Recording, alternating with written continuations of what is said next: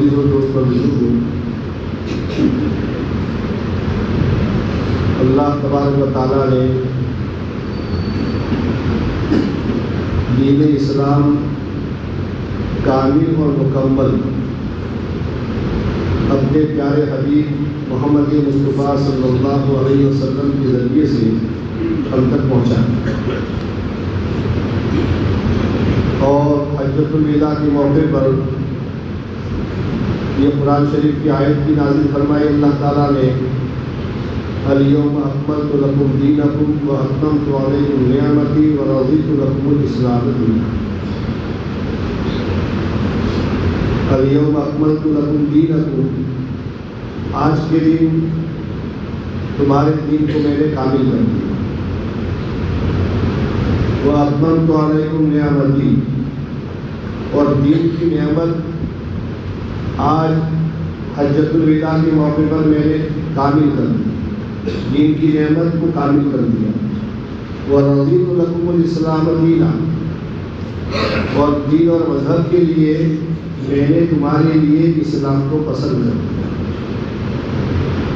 اب آج کے بعد تمہارے لیے اسلام کے علاوہ کوئی راستہ نہیں، کوئی مذہب نہیں، کوئی طریقہ نہیں، کوئی اسوا نہیں، کوئی لائن نہیں۔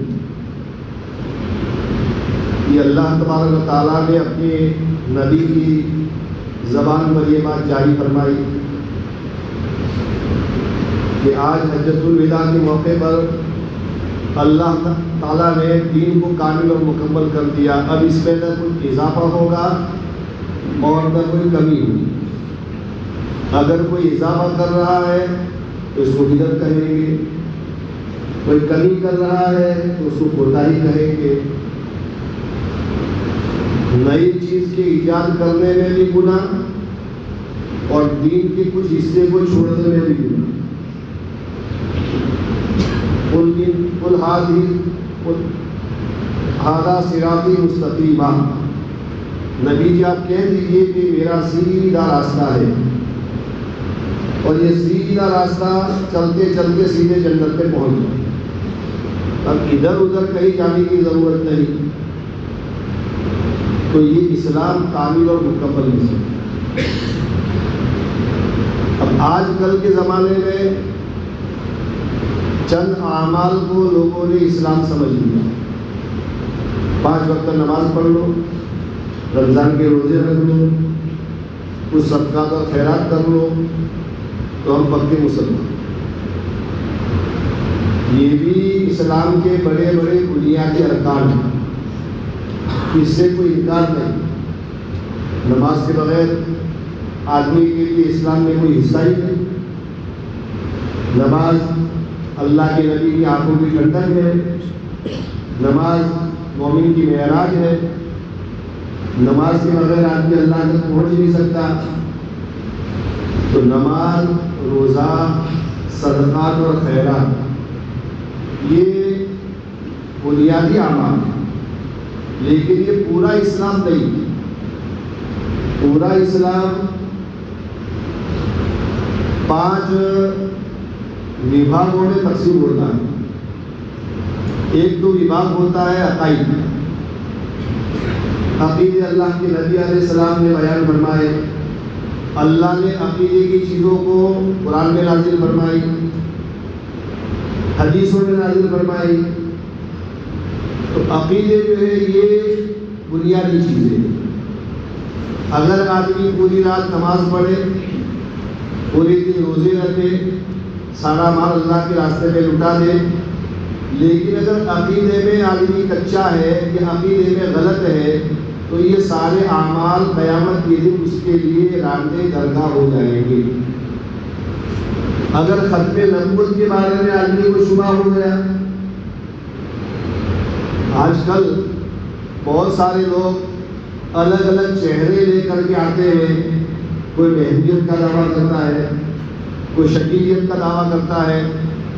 آپ لوگ تو ماشاءاللہ پڑھے لکھے لوگ ہیں، مختلف قسم کے فطرے جانتے رہتے ہیں۔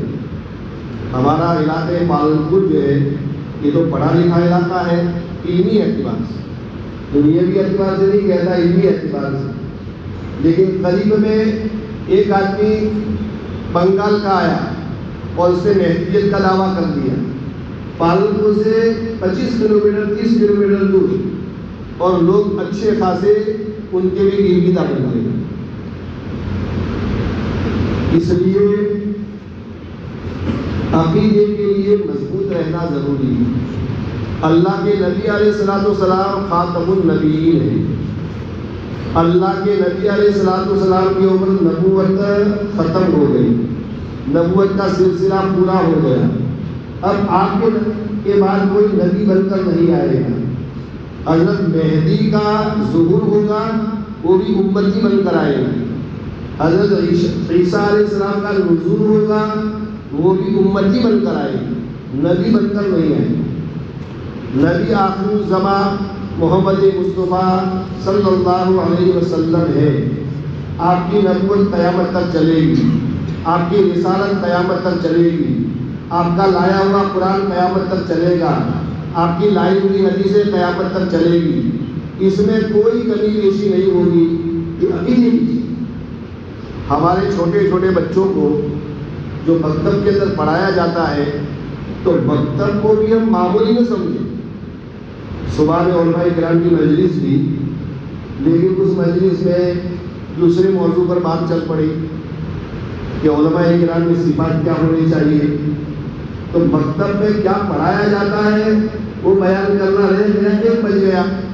اب 1 بجنے کے بعد میں وہ بیان ہو سکتا ہے، لیکن آپ کے مجمع کے اندر تھوڑی سی 5 منٹ کے اندر وہ بات بھی میں کروں کہ مکاتب کو بھی معمولی مت سمجھیں۔ مکاتب قرآنیہ جب ہندوستان آزاد ہوا 1947 میں، تو 1948 میں آل انڈیا تعلیمی کانفرنس بمبئی میں ہوئی۔ پورے انڈیا کے لوگ بمبئی میں پہنچے، تو حضرت مولانا حسین احمد مدنی رحمۃ اللہ علیہ نے ایک تاریخ ساز جملہ اس تعلیمی کانفرنس میں حضرت نے فرمایا تھا۔ کیا فرمایا تھا؟ وہ ہمیں اور آپ کو اپنے دل کے اوپر نوٹ کرنے کی ضرورت ہے، کاغذ پر نہیں، دل میں۔ کیا فرمایا تھا؟ مدارس عربیہ اور مکاتب قرآنیہ ملت اسلامیہ کے لیے ریڑھ کی ہڈی ہے۔ سمجھے بات؟ مدارس عربیہ مکاتب قرآنیہ ملت اسلامیہ کے لیے، مسلمانوں کے لیے ریڑھ کی ہڈی ہے۔ جب تک یہ مکاتب اور مدارس زندہ ہے، اسلام بھی زندہ رہے گا۔ دعوت کے کام کو بھی افراد ملیں گے، مدارس کو بھی افراد ملیں گے، خانقاہوں کو بھی افراد ملیں گے، ہمارے چہروں پر سنت رہے گی، ہمارا نام مسلمان رہے گا، ہماری بچیوں کا نام اسلامی رہیں گے۔ اور جس دن مدارس عربیہ اور مکاتب قرآنیہ خدا نہ خواستہ اگر ہندوستان کی سرزمین سے مٹ گئے تو اسلام کا زندہ رہنا مشکل ہے۔ اور اس کا نمونہ اگر دیکھنا ہو تو اندلس کو دیکھو، قرطبہ کو دیکھو، بڑی بڑی مسجدیں ہیں وہاں، ایک ساتھ 5-5 ہزار آدمی نماز پڑھ سکے، اتنی بڑی بڑے حوض ہیں، لیکن اسلام کا نام لینا گناہ ہو گیا۔ اس لیے مکاتب قرآنیہ اور مدارس عربیہ کی قدر ہمارے دل میں ہونی چاہیے۔ قدر کا مطلب یہ ہے کہ اپنے بچوں کو مکاتب میں بھیجنا چاہیے، اپنے بچوں کو قرآن کریم پڑھانا چاہیے۔ امت مسلمہ کے لیے 2 چیزوں سے والہانہ تعلق ہے۔ امت مسلمہ کو 2 چیزوں سے والہانہ تعلق ہے۔ ایک قرآن کریم کے ساتھ، قرآن کریم کے اوپر اگر حرف آ رہا ہو، کتنا ہی مسلمان نوجوان نماز نہیں پڑھتا، روزہ نہیں رکھتا، لیکن اپنی جان کی بازی لگانے کے لیے تیار ہو جائے۔ اور نبی کی ذات کے ساتھ بھی ایک مسلمان کو والہانہ تعلق ہوتا ہے۔ نبی کی شان میں بھی اگر کوئی گستاخی کرے تو ایک شرابی کبابی مسلمان بھی اپنی جان کی بازی لگانے کے لیے تیار ہو جائے گا۔ تو قرآن کریم کے ساتھ اور نبی کریم صلی اللہ علیہ وسلم کے ساتھ امت مسلمہ کو والہانہ تعلق ہے، اور یہ قیامت تک رہے گا، اور یہ دین اسلام کی روح ہے۔ قرآن کریم اور نبی کریم صلی اللہ علیہ وسلم کی ذات گرامی اور آپ کی تعلیمات اور آپ کے ارشادات اور آپ کی احادیث نبویہ یہ دین اسلام کے لیے ریڑھ کی ہڈی ہے۔ اس لیے چاہے آدمی رکشہ چلاتا ہو، چاہے تانگا چلاتا ہو، چاہے بیڑی سگریٹ کی دکان چلاتا ہو، چٹنی روٹی کھا کر کے بھی اپنے بچوں کو قرآن پڑھانا چاہیے، اپنے بچوں کو قرآن پڑھانا چاہیے۔ مکاتب قرآنیہ میں قرآن کو پڑھایا جاتا ہے۔ کیسا پڑھایا جاتا ہے؟ 1400 سال پہلے قرآن جیسا اترا ویسا پڑھایا جاتا ہے۔ یہ قرآن شریف حضرت مولانا مفکر اسلام ابو الحسن علی میاں ندوی رحمۃ اللہ علیہ فرماتے ہیں کہ قرآن شریف من قرن الی قرن، من صدر الی صدر، من فم الی فم ہم تک پہنچا ہے۔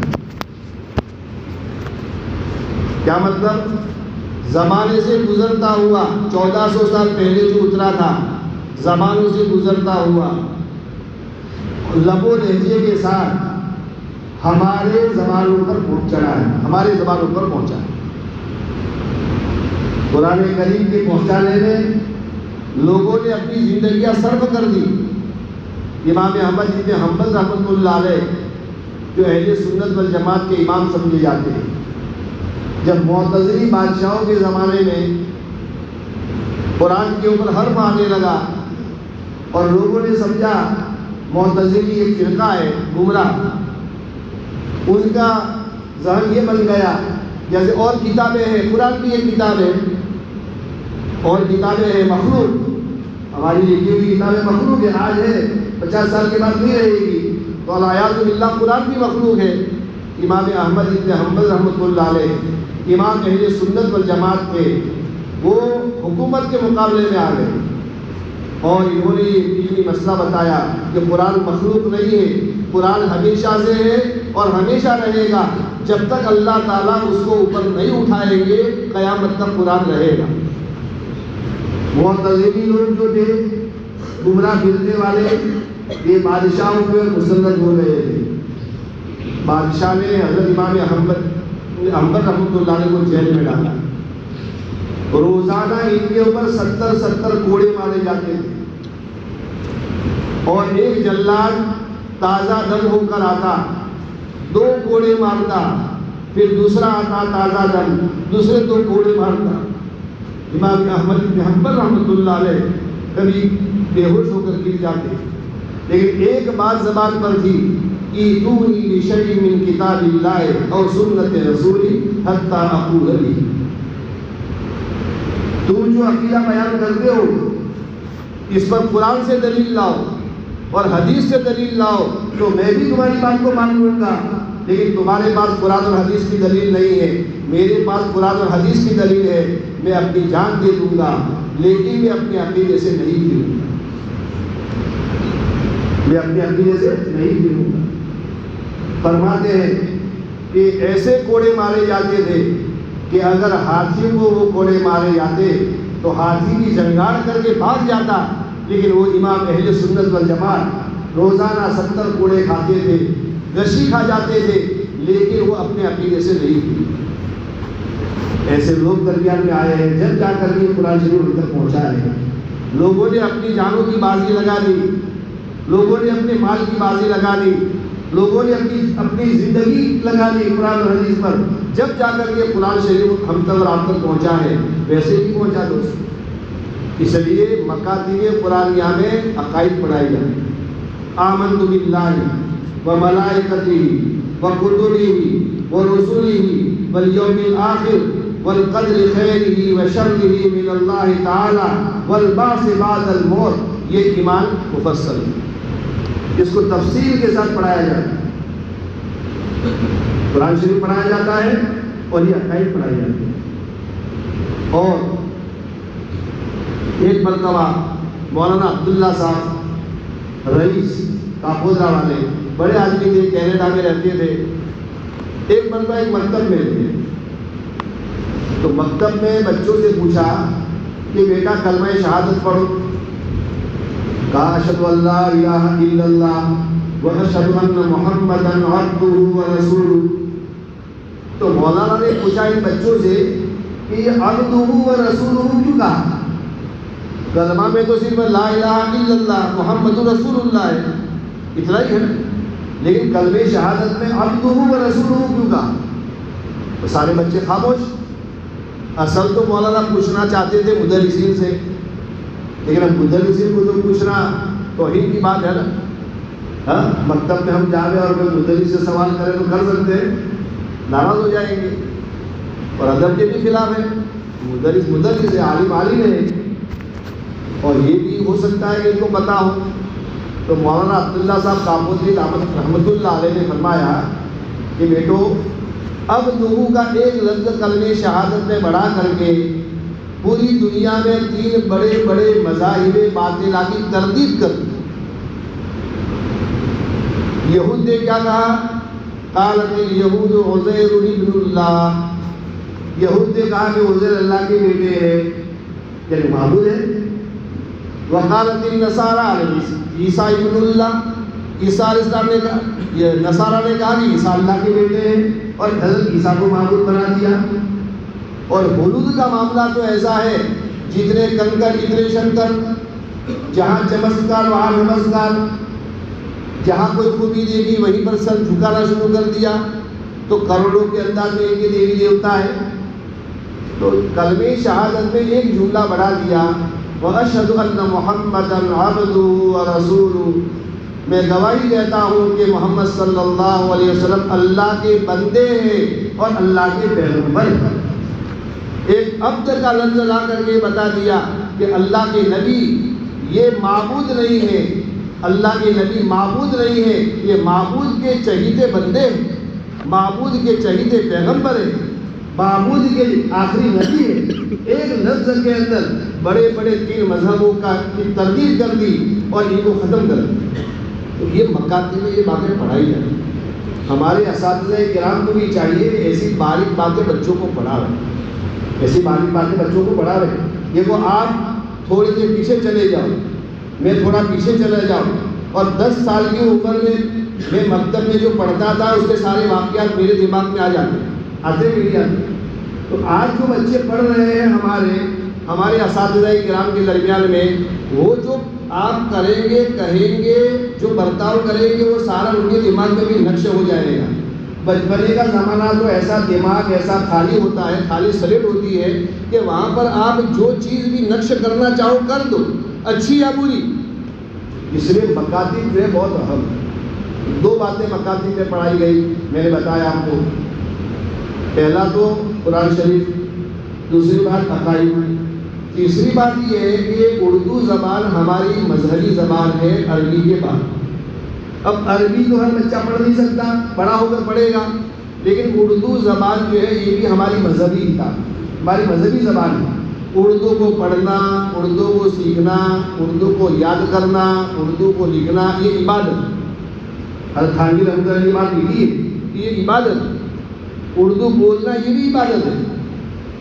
تو ہم یہ کہتے ہیں مکاتب پہ پڑھانے والوں کو، جیسے گجراتی زبان کے اندر، انگریزی زبان میں گ کھ گھ چ، یہ جیسے بولتے ہیں بچے سلیٹ پہ لکھتے بھی لکھتے، اے بی سی ڈی یہ بچے بولتے ہیں تو لکھتے بھی ہیں۔ تو اسی طریقے سے علی با تا ہا جی، یہ بچہ جب بول رہا ہو تو ان کے پاس سلیٹ بھی ہونی چاہیے، وہ بچہ لکھنا بھی شروع کرے۔ کیا کرے؟ لکھنا بھی شروع کرے وہ بچہ۔ جب جا کر کے بچوں میں جان پیدا ہوگی۔ ہمارے گجراتی طلبا جو ہوتے ہیں نا، وہ مولوی بن جاتے ہیں لیکن وہ اپنا نام کی برابر نہیں لکھتے، کیوں؟ اس لیے مکتب میں کام نہیں ہوا برابر۔ مکتب میں بچوں کو لکھنے بھی سکھانا چاہیے، اور اردو زبان کے اندر سارے مسائل مکاتب کے اندر سمجھائے جاتے ہیں۔ طہارت کے مسائل، وضو کے مسائل، پاکی ناپاکی کے مسائل، روزے کے موٹے موٹے مسائل، نماز کے مسائل، یہ سب مکتب میں سکھایا جاتا ہے۔ اب مکتب پڑھنے کے بعد میں تو بچہ عالم بنے گا نہیں بنے گا کوئی گارنٹی ہے؟ 5% بچے مدرسوں میں جاتے ہیں، باقی تو سب کاروبار میں چلے جاتے ہیں۔ اگر مکتب کے اندر بچے کا قرآن صحیح ہو گیا، بچے میں مکتب کے عقائد، بچوں کے عقائد صحیح ہو گئے، بچوں نے اردو زبان سیکھ لی، تعلیم کرتے آ گیا، اور اس کے علاوہ بچوں کے موٹے موٹے مسائل آ گئے، تو پھر یہ بچہ جو ہے یہ اپنے دین کا کفیل ہو جائے گا۔ کیا ہو جائے گا؟ اپنے دین کا کفیل ہو جائے گا۔ اور چوتھی بات، کتنی باتیں ہوئی؟ 3 باتیں ہوئی، قرآن شریف، عقائد اور اردو۔ اور چوتھی بات جو ہے کہ سیرت پاک اور سیر صحابہ سے بچوں کو واقف کرنا چاہیے۔ اللہ کے نبی کا نام کیا، اللہ کے نبی کے والد محترم کا نام کیا، دادے کا نام کیا، پر دادے کا نام کیا، امی کا نام کیا، نانی کا نام کیا، کہاں پیدا ہوئے، کہاں مدفون ہے۔ بعض لوگوں کو تو کہتے ہیں کہ مکہ کس چیز کا نام ہے تو بچوں کو پتہ نہیں، مدینہ کیا ہے بچوں کو پتہ نہیں، روزے اطہر کہاں ہے بچوں کو پتہ نہیں۔ یہ سیرت پاک سے بچے واقف نہیں ہوتے، ہمارے جوان واقف نہیں ہوتے، ایسی موٹی موٹی چیزوں سے ہمارے جوان واقف نہیں ہوتے۔ تو اللہ کے نبی جس سے ایک مسلمان کو عشق ہوتا ہے، کہ اللہ کے نبی کی موٹی موٹی سیرت سے اور موٹے موٹے واقعات سے واقفیت نہیں ہوگی؟ ہونی چاہیے کہ نہیں ہونی چاہیے؟ اللہ کے نبی کہاں پیدا ہوئے، کہاں دفن ہے، اللہ کے نبی کے چچا کون تھے، اللہ کے نبی کی بیٹیاں کتنی تھی، اللہ کے نبی کی بیویاں کتنی تھی، اللہ کے نبی نے کیا کام کیے، بدر کیا ہے، احد کیا ہے، خیبر کیا ہے، یہ موٹے موٹے واقعات یہ سب مکتب میں پڑھایا جاتا ہے۔ یہ مکتب میں سیرت پاک سے واقف کیا جاتا ہے۔ خلفائے راشدین کون ہیں؟ ایکٹروں کے نام والے بچے جانتے ہیں، فلم والوں کے بچے نام جانتے ہیں، دنیا کی اللہ بھلا جانتے ہیں، لیکن صدیق اکبر کے کارناموں کو نہیں جانتے کہ صدیق اکبر کا بڑا کارنامہ کیا تھا۔ اللہ کے نبی جب وفات پا گئے، پردہ فرما گئے، اس وقت صدیق اکبر رضی اللہ تعالیٰ عنہ نے جو وہ دن سنبھالا ہے اور امت کو سنبھالا ہے، امت کو سنبھالا ہے۔ حضرت عمر رضی اللہ تعالیٰ نے فرماتے ہیں کہ اگر صدیق اکبر ہجرت کا دن، ہجرت کی رات اور آپ کے پردہ فرمانے کا دن اگر مجھے دے دے تو میں اپنی پوری زندگی کی عبادت دینے کے لیے دے دوں۔ صدیق اکبر کا کتنا بڑا کارنامہ ہے۔ اللہ کے نبی کے وفات فرمانے کے بعد کیا فرمایا؟ اَيَنْقُصُ الدِّينُ وَأَنَا حَيٌّ، کیا دین اسلام میں کمی آ جائے اور ابو بکر زندہ رہے؟ ایسا نہیں ہوگا۔ ابو بکر مر سکتا ہے، ابو بکر کی بوٹیاں نوچی جا سکتی ہے، لیکن دین اسلام میں کمی آئے گی، اس کو ابو بکر برداشت نہیں کرے گا۔ صدیق اکبر کے کیا کارنامے، جس سے ہمارے بچوں کو واقعی مکتب میں کرایا جاتا ہے، مکاتب میں۔ عمر فاروق کے زمانے میں آدھی دنیا پر اسلام کی حکومت ہو گئی، آدھی دنیا پر اسلام پھیل گیا۔ آخر کیا بات تھی عمر فاروق کے اندر؟ کون سی بات تھی؟ عمر فاروق کی سیرت میں اللہ کے نبی نے کیا فرمایا؟ لَوْ كَانَ بَعْدِي نَبِيٌّ لَكَانَ عُمَرٌ، اگر میرے بعد نبوت کا دروازہ کھلا رہتا تو عمر کو اللہ نبی بناتے، لیکن میرے اوپر نبوت کا دروازہ بند ہو گیا، اس لیے عمر نبی نہیں ہے، لیکن عمر کے اندر نبوت کے صفات پائے جاتے ہیں۔ یہ ان سے واقف ہونا چاہیے۔ حضرت عثمان غنی کون تھے، حضرت علی مرتضیٰ کون تھے، ان سے واقف ہونا چاہیے۔ اصحاب بدر کون تھے، اصحاب رضوان کون تھے، عشرے مبشرہ کون تھے، یہ مکتب میں دوستوں پڑھایا جاتا ہے۔ یہ سیرت پاک پڑھائی جاتی ہے، سیر صحابہ پڑھایا جاتا ہے۔ اور 5ویں چیز میرے دوستوں اخلاق، آداب، سنتیں۔ ہم لوگ راجستھان میں جاتے ہیں، کبھی وہاں مکاتب چلتے ہیں، تقریباً 300 ساڑھے 300 راجستھان کے 4-5 ضلعوں میں۔ تو بعض بچوں کو 150 حدیثیں یاد ہوتی ہے، 150 دعائیں، 150 دعائیں، اور 80 اور 100 دعائیں تو کمپلسری بچوں کو یاد ہوتی ہے۔ 80 دعائیں باقاعدہ اس کی کتابیں ہوتی ہے۔ کبھی جلسے میں جاتے ہیں، کبھی امتحان میں جاتے ہیں، ہمارے ساتھی جاتے ہیں، کبھی سال میں ایک مرتبہ 4-5-6 دن کے لیے ہم لوگ جاتے ہیں۔ راجستھان کا صوبہ بالکل بنجر سمجھا جاتا تھا، لیکن گجرات والوں نے وہاں جا کر محنت کی تو وہاں پر یعنی گجرات جو چلانے والے مکاتب چلا رہے 500-600 مکاتب گجرات والے وہاں چلاتے ہیں، اور اس کا کوئی چندہ بھی نہیں ہوتا. ہم چندے کے لیے مکاتب کے چندے کے لیے کبھی آپ کے پاس دیا آئے گا، ہمارا مدرسہ آئے گا. تو یہ سنتیں، دعائیں، اخلاق، آداب، یہ ساری باتیں مکتبوں میں بچوں کو پڑھائی جاتی ہیں. اور اخلاق کے بغیر میرے دوستو ہم صحیح مسلمان نہیں بن سکتے. روکی شاعر گزرا ہے مصری، اس نے کہا ہے انما الامم بالاخلاق فاذا ذهبت اخلاقهم ذهبوا. امتیں اخلاق اور کیریکٹر سے بنا کرتی ہے، اخلاق اور کیریکٹر خراب ہو گیا تو وہ امت اور سماج بھی ختم ہو گئی. ہمارے اخلاق، ہمارا کیریکٹر، ہماری تہذیب، ہمارا تمدن، ہمارا سلیقہ، ہماری آورت مسلمان کی بہت نمایاں ہونی چاہیے. پھر یہ 5 چیزیں مکاتب قرآنیہ میں پڑھائی جاتی ہیں. اس لیے مختلف ساتھی ہے یہاں، گریجویٹ طبقہ بھی ہے اور مختلف قسم کے لوگ بھی ہیں. اس لیے مکاتب کو جاندار بنانے کے لیے پہلی چیز یہ ہے کہ ہم اپنے بچوں کو اہتمام کے ساتھ مکتب میں بھیجیں. اسکول کے لیے بچہ جب جاتا ہے تو بچے کی ماں پوری تیاری کر کے، غسل کر کے، تیار کر کے، بالوں میں تیل ڈال کر کے، پوری تیاری کر کے، اور مکتب میں بچہ آتا ہے تو بالکل ایک دم قسم پرسی کی حالت میں آتا ہے. کہ آپ کے وہاں کی بات مجھے پتہ نہیں ہے، مجھے کسی نے کہا بھی نہیں واللہ، لیکن یہ عام بات ہے. قرآن پڑھنے کے لیے بچہ جاتا ہے تو کتنا مہذب بن کر جانا چاہیے، کپڑے صاف ستھرے پہن کر کے جانا چاہیے. اس کو نہلا کر بھیجو، نہلانے کا ٹائم نہیں ہے تو اس کو وضو کروا کر کے بھیجو. بیٹا تم قرآن پڑھنے کے لیے جاتے ہو، اللہ کا دین پڑھنے کے لیے جاتا ہو. اگر ہمارے ماں باپ کے دلوں میں اگر مکتب کی اہمیت کی ہوگی تو بچوں کے دلوں میں کہاں آئے گی؟ ایک کھانا پوری ہو جائے گی میرے دوستوں.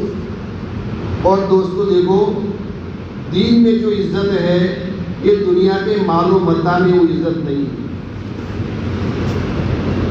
ہمارے علاقے کے ایک بہت بڑے آدمی ہیں، بہت بڑے مالدار ہیں، ہماری پوری برادری میں شاید ان کا پہلا نمبر ہو.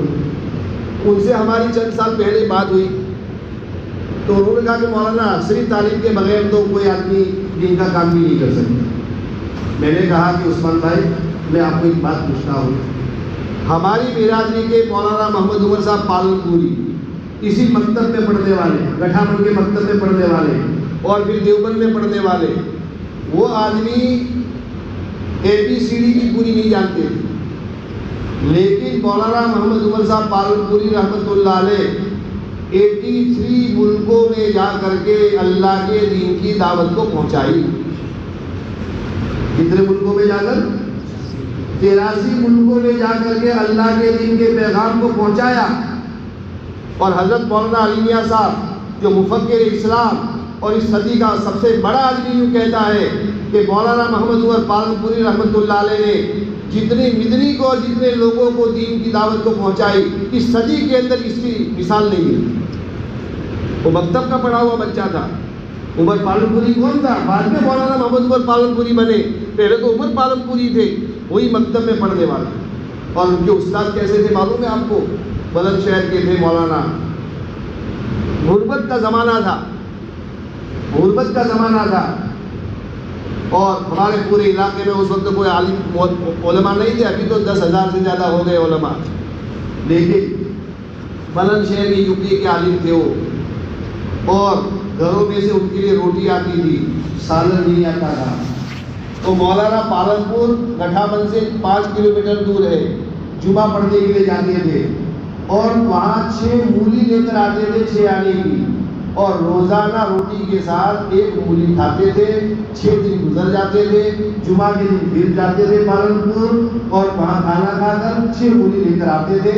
اور ایسی غربت کی حالت میں مولانا محمد عمر پالن پوری کو انہوں نے پڑھایا اور اللہ نے ان کو اتنے پروان چڑھایا. 83 ملکوں میں جا کر کے اس اللہ کے ایک نیک بندے نے، اللہ کے بڑے داعی نے 83 ملکوں میں جا کر کے اللہ کے دین کی دعوت کو لوگوں تک پہنچایا. لاکھوں کا مجمع ہوتا تھا اور مولانا کا بیان ہوتا کہ ہم نے اپنی آنکھوں سے دیکھا اس لیے میرے دوستوں مکاتب کو ہم معمولی نہ سمجھیں، مکاتب قرآنیہ پر مال لگانے کو بھی ہم معمولی نہ سمجھیں۔ مکاتب قرآنیہ میں پڑھانے والے اساتذہ کرام کی قدردانی دل سے کریں۔ میں نے صبح میں کہا تھا قاری صدیق صاحب مالوی رحمۃ اللہ علیہ اس زمانے کا قطب تھا، وہ اس زمانے کے اتنے بڑے آدمی تھے کہ شیخ یونس جونپوری یوں فرماتے تھے کہ میری ان آنکھوں نے ایسا بزرگ نہیں دیکھا۔ قاری صدیق صاحب مالوی کا نام سنا ہوگا بہت سو نے۔ ان سے کسی نے پوچھا کہ مولانا فلاں آدمی قطب ہے، فلاں ابدال ہے۔ قاری صدیق صاحب رحمۃ اللہ نے فرمایا چھوڑو ان کو، مکاتب قرآنیہ میں پڑھانے والے، چھوٹے چھوٹے بچوں کو پڑھانے والے میرے نزدیک تو قطب اور ابدال سے زیادہ بہتر۔ چھوٹے چھوٹے بچے، ناک رس رہی ہے، کپڑے پہنے ہیں، ایسے بچوں کو قاعدہ پڑھانا یہ کوئی معمولی بات نہیں ہے میرے دوستوں۔ آپ اپنے بچے کو صرف تختی پڑھا کر کے یاد کرا کر کے دیکھو کہ کیسے یاد ہوتی ہے۔ پورا قرآن پڑھا لیا، پورا قرآن حفظ کروا لیا، ناظرہ صحیح کروا لیا، اردو پڑھا لیا، بچہ اردو پڑھتا ہے، اردو سمجھتا ہے، مسئلہ بتاتا ہے، یہ کوئی معمولی بات نہیں، یہ اساتذہ کرام کی محنت ہے۔ ان کی قدردانی دل میں ہونی چاہیے۔ اگر ان کی قدردانی دل میں ہوگی، ہمارے بچے اگر عالم نہیں بنے تو ہمارے پوتے عالم بنیں گے، ہمارے نواسے عالم بنیں گے اور اللہ کے دین کی محنت کریں گے۔ اس لیے مکاتب کی قدردانی ہمارے دلوں میں ہونا ضروری ہے۔ اصل تو مجھے بات کرنی تھی معاشرے کے لائن سے، لیکن بات آ گئی درمیان میں جملہ معتزلہ کے طور پر۔ تو دین کے جو شعبے ہیں، عقائد کا شعبہ ہے اور عبادت کا شعبہ ہے، تو عبادت کے شعبے میں بھی اللہ کا فضل ہے کہ الحمدللہ مسجدوں میں ماشاءاللہ نمازی دکھتے ہیں، روزے رمضان کے مہینے میں روزہ رکھتے ہیں، زکوٰۃ بھی دینے والے اللہ کے بندے اچھے ہیں۔ یہ بھی کسی نہ کسی قدر غنیمت ہے۔ اگرچہ نماز کو جو درجہ ہمیں دینا چاہیے وہ درجہ ہم نے نہیں دیا، نماز کو جو درجہ دینا چاہیے وہ درجہ ہم نے نہیں دیا۔ نماز کو درجہ ہم اتنا دیں کہ اذان ہونے کے بعد میں ہمارا کوئی کام نہیں، اذان ہونے کے بعد میں نماز کی تیاری، اتنا درجہ دے دیں۔ اور پھر سنت پڑھنے کے بعد میں ہم انتظار کریں نماز کا، تو نماز میں جان پیدا ہوگی اور یہ اللہ کے نبی کی سنت ہے۔ ماں عائشہ فرماتی ہے کہ اللہ کے نبی علیہ السلام ہمارے ساتھ بیٹھتے، دل لگی کرتے، باتیں کرتے، کام کاج میں ہاتھ بٹاتے، لیکن جب اللہ کا منادی ندا لگا دیتا اور اللہ اکبر کی آواز جب اللہ کے نبی کے کان میں پڑتی تو اللہ کے نبی ہمارے گھر میں سے، ہمارے درمیان میں سے ایسے سرک جاتے تھے گویا کہ ہم کو پہچانتے بھی نہیں، اور اللہ کی مسجد کی طرف چلے جاتے اور وہی اللہ تعالیٰ سے دو لگاتے۔ کیا اس سنت پر ہمارا عمل ہے؟ نہ ہمارے علماء کا عمل ہے، نہ ہمارے حاجی صاحبوں کا عمل ہے، اور نہ دین کے کام کرنے والوں کا عمل ہے، اور نہ عوام کا عمل ہے۔ ارے اللہ کا منادی ندا لگا رہا ہے کہ آؤ میرے گھر میں آؤ، نماز پڑھنے آؤ، کامیابی لینے آؤ، لیکن ہم اپنی دکان بند نہیں کر سکتے۔ ارے ہم اپنے دوستوں کی محفلوں کو چھوڑ نہیں سکتے۔ اللہ کے منادی کی ندا کو سن کر ہم اپنے دوستوں کی محفل نہیں چھوڑتے، ہم اپنی کھٹیاں نہیں چھوڑتے۔ پھر اللہ سے تعلق کیسے پیدا ہوگا؟ نماز کو وہ درجہ ہمیں دینا چاہیے۔ زیادہ بھی نہیں کہتا، میں تو اتنا ہی کہتا ہوں کہ اذان ہونے کے بعد میں آدمی کوئی کام نہ کرے۔ ہمارے مولانا عبدالرحمان صاحب ہیں جو میرے بھی استاد ہے، حیات ہے، تقریباً 90 سال کی عمر ہے۔ ان کے والد محترم تھے حاجی تاج محمد۔ ایک مرتبہ انہوں نے آہ بھری اور کہا کہ میرے پاؤں کی مجبوری کی وجہ سے آج میری تکبیر اولیٰ فوت ہوئی۔ 1.5 سال کے بعد میں میری تکبیر اولیٰ فوت ہوئی۔ کتنے سال کے بعد میں؟ 1.5 سال کے بعد۔ حالانکہ وہ عالم نہیں تھے اور تہجد گزار تھے، ایسے تہجد گزار تھے کہ ان کی تہجد کی نماز بھی قضا نہیں ہوئی۔ ان کا 1:30 بجے انتقال ہو گیا اور 2:30 یا 3 بجے الارم کی گھنٹی بجی۔ تہجد کے اٹھنے کے لیے جو الارم رکھتے تھے تو گھنٹی بجنے سے پہلے 1:30 بجے ان کا انتقال ہو گیا، تو اس اللہ کے بندے کی تہجد کی نماز بھی قضا نہیں ہوئی۔ فرض تو کیا قضا ہوتی، تہجد کی نماز بھی قضا نہیں ہوئی۔ یہ نماز کے اہتمام کی برکت۔ اگر اتنا مجمع ہمارا یہ طے کر لے کہ ہمیں رات کو جلدی سو جانا ہے، فجر میں جلدی ہمیں اٹھنا ہے. بھائی تہجد کی توفیق سب کو نہیں ملی، وہ تو بڑے لوگوں کو ملتی ہے، لیکن مجھے اور آپ کو تہجد کی توفیق اگر نہیں مل رہی تو کم سے کم فرض نماز فجر کی نماز کو تو ہم جماعت کے ساتھ تکبیر اولیٰ کے ساتھ پڑھیں. اس کے لیے ضروری ہے کہ رات کو جلدی سو جائے. تو دوسرا شعبہ جو ہمارا دین اسلام کا ہے وہ نماز کا ہے، عبادت کا ہے. دوسرا شعبہ. تیسرا شعبہ ہمارا معاشرت کا، چوتھا معاملات کا، اور پانچواں اخلاق. یہ 3 شعبے اور 2 آگے والے، یہ 5 شعبے مل کر کے دین اسلام پورا ہو. عقائد بھی درست ہو، عبادات بھی ہماری صحیح ہو، اور عبادات کو صحیح کرنے کے لیے علماء کرام سے ربط رکھنا ضروری ہے. علماء کرام سے ربط رکھنا ضروری ہے. مسائل ہم سمجھیں گے جب جا کر کے تو نماز درست ہوگی نا. مسائل ہی ہمارے سامنے نہیں ہے. میں ایک مرتبہ گیا دوسرے صوبے میں گیا تو وہاں پر ہم لوگوں نے قصر پڑھی. تو ہم کو لینے کے لیے جو 15-20 کلومیٹر پر دور سے آئے تھے جو صاحب، انہوں نے بھی قصر پڑھی. میں نے کہا شکیل بھائی آپ تو 15 کلومیٹر سے آئے ہیں تو آپ نے قصر کیوں پڑھی؟ کہ مولانا آپ کے پیچھے میں نے بھی قصر پڑھی. حالانکہ وہ بیچارے جماعت میں برابر ٹائم لگاتے تھے لیکن مسئلے کا پتہ ہی نہیں ان کو. تو مسائل تو جماعت میں بیان نہیں کیے جائیں گے، مسائل تو علماء سے سیکھنے پڑیں گے. مسائل کس سے سیکھنا پڑے گا؟ علماء سے. اور مسائل سیکھنے کے لیے لمبی چوڑی کتابوں کو پڑھنے کی ضرورت نہیں ہے. آپ کہیں ڈر نہ جاویں کہ یار مولانا تو دین کو مشکل سمجھا رہے ہیں. تعلیم الاسلام میں مفتی کفایت اللہ صاحب جو پورے ہندوستان کے مفتی اعظم تھے، انہوں نے موٹے موٹے مسائل تعلیم الاسلام کے اندر شامل کر دیے. اتنے آپ کسی مولانا سے پڑھ لو یا سود لو تو بھی پاکی کے مسائل بھی آ جائیں گے، نماز کے فرائض بھی آ جائیں گے، واجبات بھی آ جائیں گے، سنتیں بھی آ جائیں گے، روزے کے مسائل بھی آ جائیں گے. تعلیم الاسلام کی 4 حصے اور سب مسائل آ جاتے ہیں. عشاء کی نماز کے بعد میں آلتو فالتو ہمارا ٹائم جاتا ہے، گھنٹوں 2 گھنٹے جاتے ہیں کہ نہیں جاتے؟ ارے 15 منٹ آدھے گھنٹے کے لیے مولانا کو بٹھا دو کہ مولانا ذرا تھوڑا سمجھا دو، مسائل بھی سمجھا دو. ایسے 10 جوان 10-15 بوڑھے اگر آدمی مل کر گئے تو کیا مولانا 15 منٹ نہیں دیں گے؟ روزانہ 15 منٹ اگر آپ دیں گے اور اگر زیادہ لوگ ہو گئے تو 5 مولانا بیٹھ جائیں گے، 10 آدمی کو لے کے بیٹھ جائیں گے. تو 15 منٹ کے اگر آپ دیں گے تو مہینے کے کتنے منٹ ہوئے؟ بولو 450 منٹ ہوئے کہ نہیں؟ کتنے منٹ ہوئے؟ 450 ہوئے. کتنے گھنٹے ہوئے؟ تو یہ 2-4 مہینے میں تو سارے مسائل سامنے.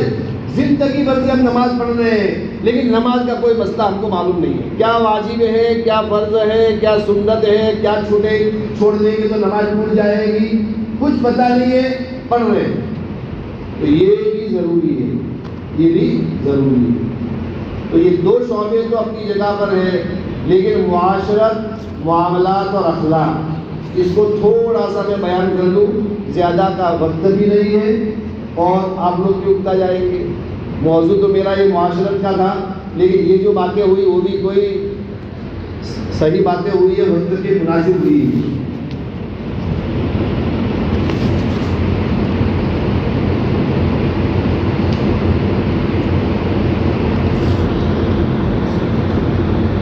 قرآن کریم میں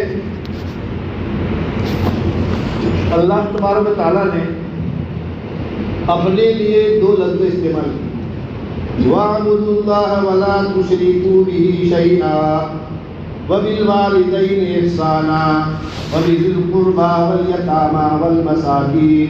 اور آگے کوئی آئے. اللہ کی عبادت کرو، اللہ کے ساتھ کسی کو پارٹنر مت بنا. اس کے بعد میں پھر والدین کا حق بیان کیا. وَبِالْوَالِدَيْنِ إِحْسَانًا پوری آئے. اور دوسری جگہ اللہ تعالیٰ نے فرمایا اپنی عورتوں کے بارے میں وَعَاشِرُوهُنَّ بِالْمَعْرُوفِ، اپنی عورتوں کے ساتھ بھلا معاملہ کرو. اللہ تبارک و تعالیٰ ایمان والے بندوں کو یہ نصیحت کرتے ہیں کہ تمہارے گھر کے اندر تمہارے ہاتھ کے نیچے ہم نے ایک ٹیڑھی پسلی سے پیدا کی ہوئی عورت کو بھیجا ہے. ان کو ٹیڑھی پسلی سے ہم نے پیدا کیا ہے. ان کے مزاج میں تھوڑا ٹیڑھا پن ہوگا اس ٹیڑھے پن کے ساتھ ان کو نبھانا اور ان کے ساتھ اچھا معاملہ کرنا۔ یہ عورت کی برائی بیان نہیں کی، عورت کا تھوڑا ٹیڑھے مزاج والا ہونا یہ عورت کی خوبی ہے۔ اگر ہمارے مزاج جیسا اگر عورت کا مزاج ہوتا تو گھر میں پوتا مارتی، بچوں کو چلتی، بچوں کا منہ اگر وہ دھوتی۔ ہم تو بہت دماغ والے ہیں، ہمارا دماغ تو بہت اونچا ہے، شاہی دماغ ہے ہمارا، تو یہ چھوٹے چھوٹے گھریلو کام کرنے والی عورتیں جو ہیں یہ اگر ہمارے دماغ جیسے ہوتی تو یہ سارے کام کرتے اور یہ دنیا کا نظام چلتا۔ اللہ تعالیٰ نے تقسیم کر دیا ہے کہ تم کو یہ کرنا ہے، آفس تم سنبھالو، فیکٹری تم سنبھالو، مدرسہ تم سنبھالو، پولیس کا کھاتہ تم سنبھالو، منسٹر تم بنو، یہ سب تم بنو۔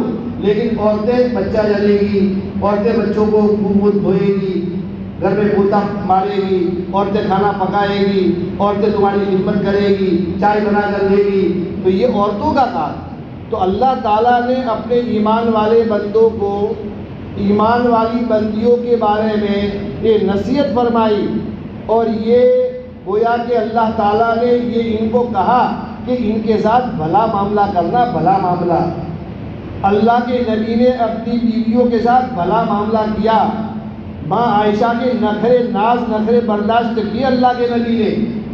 ماں عائشہ کبھی رٹ جاتی تھی اور کبھی ناراض ہو جاتی تھی، تو اس وقت جب وہ قسم کھاتی تو یوں قسم کھاتی، رب ابراہیم کی قسم، محمد کے رب کی قسم نہیں کھاتی تھی، رب ابراہیم کی قسم کھاتی تھی۔ اللہ کے نبی فرماتے کہ عائشہ میں سمجھ جاتا ہوں کہ تم مجھ سے روٹھی ہوئی ہو۔ کیسے سمجھتے ہو اللہ کے نبی کہ تم میرے رب کی قسم نہیں کھاتی، تم رب ابراہیم کی قسم کھاتی ہو؟ میں سمجھ جاتا ہوں۔ ماں عائشہ نے حضرت عائشہ، اللہ کے نبی نے حضرت عائشہ کے ناز نخرے برداشت کیے۔ چھوٹی عمر کی تھی ماں عائشہ، اللہ کے نبی بڑی عمر کے تھے، لیکن سارے ناز و نخرے برداشت کیے۔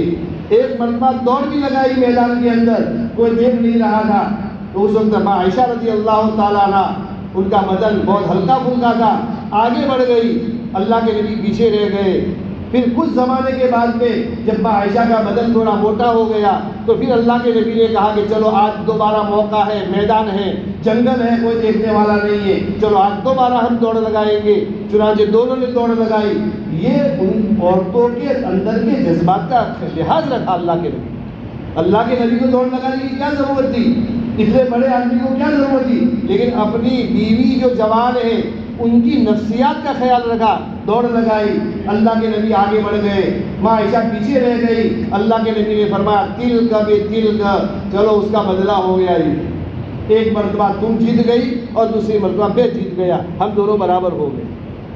تو یہ میرے دوستوں اور بزرگوں، اپنے گھر میں اللہ کے نبی نے فرمایا کمینہ آدمی جو ہوتا ہے وہ اپنی بیوی کے اوپر حاکم ہوتا ہے، ظالم ہوتا ہے، اور شریف آدمی جو ہوتا ہے وہ اپنی بیوی سے دبتا ہے۔